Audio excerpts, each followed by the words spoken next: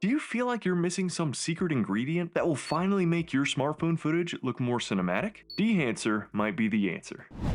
There are a lot of steps to creating cinematic footage, but color grading is critical, and that's where Dehancer Pro comes in. It's a grading and film emulation plugin with a number of tools that can really take your filmmaking to the next level. I'm using it to get away from that cheesy digital look that just plagues smartphone footage, and in this Dehancer DaVinci Resolve breakdown, we'll look at two shots. One from the S23 Ultra with Freewell's 1.55 anamorphic lens, and another from the S23 FE with Beastgrip's 1.55 times anamorphic. And then I'll share my thoughts about Dehancer. First off, I'm not working in a color managed workflow within DaVinci Resolve, so to follow along, jump in your project settings, color management tab, and you should set your color signs to DaVinci YRGB and save it. Now from the color tab, since this is raw footage from MotionCam Pro on the S23 FE, we need to dial in some camera raw settings before we go any further. We want to decode in full resolution at the clip level, we'll leave the white balance alone, and change our color space to Blackmagic Design instead of Rec 709, so that we have more room to really push the grade here. We'll also adjust the exposure and highlights since this is a very dark shot, which happens when you expose for this neon sign, then hand your wife a phone with the brightness turned all the way up, just to get that little bit of level on her face. As far as our nodes go, we're gonna start simple. Noise reduction, which we will actually look at later, a saturation node, also for later, then dehancer, and maybe a sharpen node if you need it. If I hadn't already made adjustments using the camera raw tab, I'd also add a correction node to work in the color wheels. You probably noticed the drastic shift in our footage when Dehancer was applied. So step 1 in Dehancer is to turn off the grain just for now, so we can better visualize the changes we're about to make. Back at the top, let's keep our input source as Rec 709, though we could run in DaVinci Wide Gamut and Intermediate, because so far I think the plugin just works better in Rec 709. Without touching any other settings, let's go to our film profiles and select that first. There's a lot to choose from, but we'll stick with the popular Kodak Vision 3 500T film stock, which is nice for nights and non-daylight shooting. I generally don't adjust the push-pull. Let's jump down and enable the print settings next, and I like to go ahead and set a profile, but not adjust any sliders just yet. Kodak glossy paper looks good, then some Dehancer magic by enabling film compression, which just rolls off the highlights beautifully. Then the tonal range and color density sliders can be very powerful, so be gentle, unless you want a certain look, which I do. Back up to the film developer section, which we'll enable, and make some subtle adjustments here and definitely take advantage of the color boost slider. Then let's finally enable the expand section and open this footage up a bit after squeezing it so much. I haven't loved the color head controls, but they can certainly take your grade a new direction. I've mostly just used the tone sliders to push temperatures around a little bit. Now to halation, which is one of my favorite Dehancer tools. It emulates the glow that happens in high contrast areas when shooting on film, and it's perfect for these neon lights and the hair. Let's change the profile to custom and enable the mask mode to see where this effect will be added. I'm going to crank up the impact slider to see a bit better, and around the sign is basically what we're going for. So let's turn off mask mode, and I want to push the local diffusion to about there for the sign, but I don't love what I'm getting on her glasses, and the source limiter is not going to get rid of that for me. So I actually ended up masking out the sign and applying a dehancer node specifically for the sign with halation and bloom, but to save time, we'll split the difference on the effect. Add a bit more global diffusion and amplify it a little further, and that's looking nice. I do want to drop the blue compensation slider all the way down so the white letters in the sign look a bit wider. Now let's enable bloom to add a little more to that neon. We'll change the profile to custom again, then I don't want her skin or anything else to bloom, so I'm going to max out the source limiter, which then only affects the brightest sources. Next, if you want to add a vignette, feel free. Just know the default feather might be accurate for film emulation, but it's not great if you're trying to draw the eye to a certain part of the frame. So I zero out the feather and exposure, then adjust the location as needed. Now's the time to go back to grain. The stock grain looks okay for this scene, but it's still a bit heavy. So let's go into a custom profile and reduce the size and amount of grain. This film resolution slider is very important. If you don't want to blur the footage to fit more realistically with the grain, then crank this up to 100. But if your footage is still looking a bit too digitally processed, you could lower this a bit. I've been leaving the rest of these settings at their defaults. Lastly, you can look at the monitor to check false color and see if you're clipping. Now's a good time to jump out of the dehancer node and set up our saturation. We're going to right click the node, place it in HSV color space, then turn off channels 1 and 3 since we don't need hue or value. Next, in our color wheels for this node, we'll increase the gain a bit to deepen our saturation, not just brighten all of our colors like the traditional saturation adjustment. Then if I have time, I go back and adjust Dehancer settings again, especially in the print since we skipped those earlier, just to see if there's anything I can improve. Next, let's set our noise reduction, and if we need to bring back any sharpness, we can. Just remember that you're also sharpening the grain, so you might want to use a separate Dehancer node for that. Here's our result. I also went in and tracked a mask on her face and hands to adjust levels, since this was a very quick shoot, which is part of why it's nice to film with a smartphone. Before we jump to the next shot, if you're finding this breakdown helpful so far, please give it a like, and thank you. For our second shot, we'll go faster. This footage is from the S23 Ultra and Freewell's anamorphic lens, the gold flare version, shot with Filmic Pro's 10-bit log version 3, and it falls apart much quicker with the grade. Now we could switch our input source to choose camera and pick the iPhone, and there's Filmic Pro. Obviously, we're not using an iPhone, but let's give it a try anyway. For our film profile, I don't have a look in mind, so let's just do something that won't hurt these wild flares from the Freewell anamorphic. I'm liking this Fuji Eterna profile. For the print, I like the Fuji and Kodak glossy, but let's just keep with the Fuji theme. Then film compression, which won't do a ton with this dark footage unless there are headlights in the frame. Back up to film developer, and we don't have a lot of room to move around our grade, but we will drop the color boost quite a bit. And we're just trying to hide some of the blockiness at this point. Now it's time to expand the footage slightly, and yes, the headlights are going to clip. For this footage, the color head is really going to come in handy. Let's push those shadows warmer and cool down the mid and high tones. Now to my favorite, halation. Let's look at these headlights and adjust our local diffusion and blue compensation. Then we also need some bloom, but not much. Custom, then let's set our source limiter to only grab the hottest bits of the frame. We'll drop the details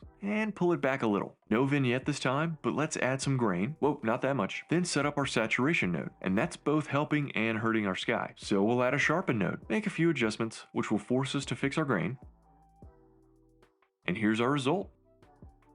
Let's see what it looks like if we switch our source back to Rec 709. Okay, not awful. We honestly could have worked with that as well. A few thoughts on Dehancer. First of all, they asked me to test the plugin, but did not pay me for this breakdown or my opinions. Overall, Dehancer Pro is great, and certainly the most powerful film emulation and grading plugin I've ever used. Before Dehancer reached out to me, I'd been using Film Convert for years, starting when I was working in motion graphics, and it's a good tool, but there is a lot more control in Dehancer. The only things I would change so far would be to disable grain by default and combine the film damage, breadth, gate weave, overscan, and vignette sections into one advanced emulation option. I wish there was some support for Android pipelines, but it's certainly not necessary, especially if you're shooting RAW. A lifetime license is $449 US, which could be pricey, but if you're generally using it to replace your current grading workflow, then I would say that's not too bad, especially when you consider the time it can save to jump through a lot of different looks. If that price is just not realistic for you, then look at Dehancer Lite and the halation plugin, which would drop the price $150. Either way, please use my discount code PhoneComp, all caps, for 10% off any of Dehancer's products, besides the iOS app. Also, I'll have a lot more mobile anamorphic filming videos coming out this year, and both Beastgrip and Freewell have provided lenses to test with, so check out the affiliate links in the video description. Oh, and if you're looking for great phones to film with, the S23 FE, S23 Ultra, and a lot more are available at Wireless Place. Thanks for watching. Please leave a comment with any questions you have, and I will answer them perfectly. Just please stop asking for my funnel cake recipe. I'm not telling.